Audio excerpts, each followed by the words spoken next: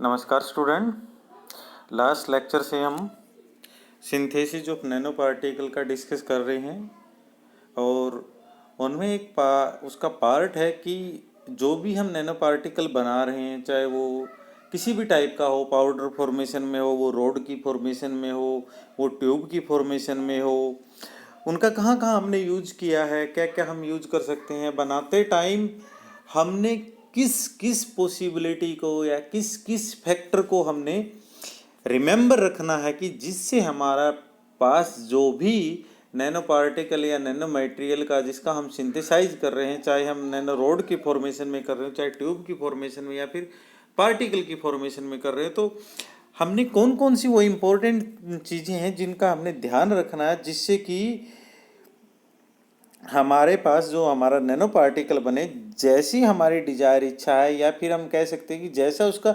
Technological use है वैसा वो पार्टिकल बने या वैसा वो नैनो मटेरियल बने। उसके लिए हमने कौन कौन से फैक्टर्स का हमने रिमेंबर रखना है, ध्यान रखना है, उसके बारे में आज हम डिस्कस करेंगे। Now factor affecting synthesis of nano particle. Basically nano particle synthesize करने के लिए सबसे पहले मोड, आपने मोड कौन सा चुना है, फिजिकल मोड लिया है, केमिकल मोड लिया है, बायोलॉजिकल मोड लिया है, ये बड़ी ही इम्पोर्टेंट थिंग है। दूसरा, उसकी पीएच वैल्यू कितनी है। बेसिकली आयनिक फॉर्मेशन में जब हम पार्टिकल का डिस्कस करते हैं तो वहाँ पर हमने पीएच के बारे में डिस्कस करना बहुत कंपलसरी होता है जब आयन पास होते हैं। लाइक जैसे अगर हम नैनोपोर्स की बात करें, नैनोपोर्स क्रिएशन की बात करें, एंड उसके इनसाइड से अगर हम आयनिक करंट ट्रांसफ़र की बात करते हैं तो वहाँ पे pH very very important factor है। तो हमने पीएच का भी ध्यान रखना होता है। टेम्परेचर, किस आप टेम्परेचर पे उसको बना रहे हो तो उसके बिहाफ पे भी हमने देखना होता है कि हमारे पास जो नैनो मटेरियल क्रिएट होता है या सिंथेसाइज होता है वो कैसा बनता है, प्रेशर, कितने प्रेशर पे हम ये काम करना चाह रहे हैं, और पार्टिकल की शेप हमारे पास क्या है, उसका साइज क्या हो सकता है पॉसिबल, और एनवायरनमेंट उसको कैसे अफेक्ट कर सकता है, इन सब के बारे में हम आज डिस्कस करेंगे। सबसे पहले हम डिस्कस कर रहे हैं temperature. Basically temperature vary very important parameter है जो सिंथेसाइज करते हुए, नैनो पार्टिकल का सिंथेसाइज करते हुए जो अफेक्ट करता है। अगर मान लो जो हम फिजिकल मेथड की बात करते हैं तो वहाँ पर हमारे पास हाईएस्ट वर्किंग टेम्परेचर जो हमें रिक्वायर होता है वो 350 डिग्री सेंटीग्रेड होता है ना। इन केस अगर हम केमिकल मेथड की बात करते हैं तो टेम्परेचर जो होता है वो लेस देन 350 डिग्री सेंटीग्रेड होता है। और सिमिलर केस इन केस अगर हम बायोलॉजिकल मेथड हमने के सिंथेसाइज ऑफ नैनो पार्टिकल में हमने यूज किया तो वहाँ पर जो temperature less than 100 degree centigrade होता है।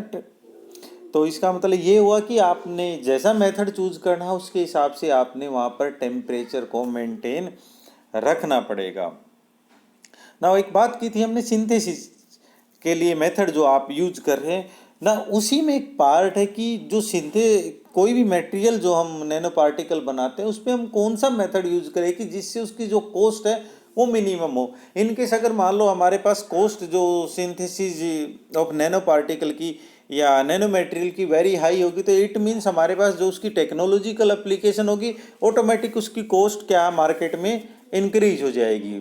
और जो कन्वेंशनल अगर मटेरियल जो है वो अगर हमारे पास इजीली अवेलेबल है कम कॉस्ट में, तो जो मार्केट है, मार्केट में हमारे पास जो नैनो मटेरियल है वो मटेरियल जो है स्टेबल नहीं कर पाएगा। इसलिए हमने cost of synthesis of nano particle वो है ऑलवेज जो है मिनिमम रखना होता है पोटेंशियल एप्लीकेशन के हिसाब से। इसलिए हम जब भी हम सिंथेसाइज करते हैं किसी भी नैनो पार्टिकल या नैनो मटेरियल को तो उसके लिए हमारे पास जो उसको रेगुलेट और कंट्रोल करना कंपलसरी होता है। सिमिलर केस कॉस्ट इफेक्टिव भी रखना मास प्रोडक्शन के लिए, और प्रैक्टिकल एप्लीकेशन जब यूज करते हैं तो हमने वहाँ पे इनका जो मटेरियल है उसका मास प्रोडक्शन करना पड़ता है। तो और उस मास प्रोडक्शन में उस पर्टिकुलर मटेरियल की कॉस्ट जो है हमने मिनिमम रखनी पड़ती है।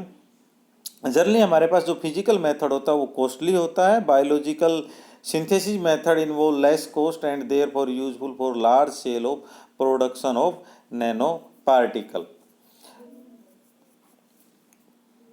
जो केमिकल मेथड होता है वो जनरली इन दोनों के बीच में उनकी कोर्स जो है एग्जिस्ट करती है। Similar case pore size, basically pore size का जो कंसेप्ट है हमारे पास वो डिपेंड करता है कि आप किस पोर साइज से आप पार्टिकल या मटेरियल को बना रहे हो। इन केस अगर मान ले हमारे पास नैनो रोड्स का ही हम डिस्कस करें तो नैनो रोड्स जो है मेम्ब्रेन के इनसाइड में क्रिएट होती हैं, चाहे वो नैनो ट्यूब भी हो मेम्ब्रेन के इनसाइड में क्रिएट होती है। तो इसका मतलब क्या है कि जो मेम्ब्रेन है मेम्ब्रेन के इनसाइड में अगर आपके पास पोर का साइज जो है माइक्रोमीटर रेंज में होगा तो ये पूरी प्रोबेबिलिटी है कि आपके पास नैनो रोड भी जो है माइक्रोमीटर रेंज की बनेंगी। इन केस अगर आपके पास जो पोर साइज है वो इनसाइड 100 नैनोमीटर है तो ये अंडरस्टूड है कि जो उसके इनसाइड में जो ग्रोथ होगी किसी भी नैनो रोड या नैनो ट्यूब की वो 100 नैनोमीटर से कम रहेगी। इसलिए हमारे पास पोर साइज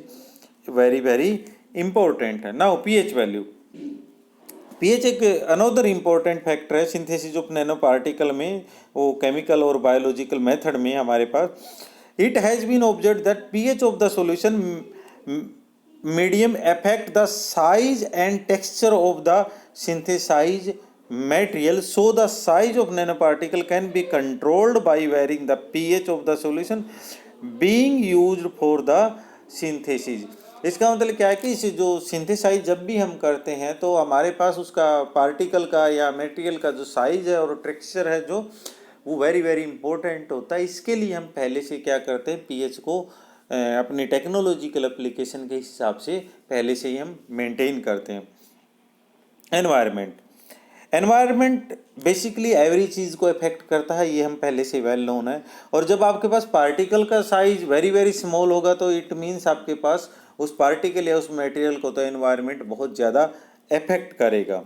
इसलिए जब भी हम इन पार्टिकल को बनाते हैं तो एनवायरनमेंट को भी हम पहले से ही ध्यान में रखते हैं। The nature of the nano particle synthesize is greatly affected by the surrounding environment during biological synthesis. The nano particle form a coating that makes them thicker and large size. The environment also influence the physical structure and chemistry of the synthesized particle. Next जो एक concept है time. The quality and type of nanoparticle being synthesized depend upon the length of time during the reaction medium is incubated. इसका मतलब ये है कि in case अगर हम नैनो पार्टिकल या नैनो रोड्स की ग्रो करवा रहे हैं उस पर टाइम हमने जितना लेना चाहिए उससे बहुत ज़्यादा टाइम अगर हम लेंगे तो इट मीन्स हमारे पास जो शेप और साइज जो हमारा डिजायर होगा वो उस पर्टिकुलर मटेरियल का नहीं बनेगा। पार्टिकल शेप एंड साइज ये हमने थोड़ा सा पहले भी डिस्कस किया है कि जनरली जैसे इन केस अगर हमने नैनो ट्यूब या नैनो रोड्स अगर बनाने हो तो हम मेम्ब्रेन की जो स्ट्रक्चर है उस पे हम इनको डिपेंड करवा सकते हैं। इन केस अगर आपके पास पोर का साइज सपोज करो कि ज्योमेट्रिकल शेप के हिसाब से कोनिकल है तो इसका मतलब उसके अंदर जो नैनो रोड या नैनो ट्यूब्स ग्रो होंगी वो भी कोनिकल शेप की ग्रो वहाँ पर होंगी।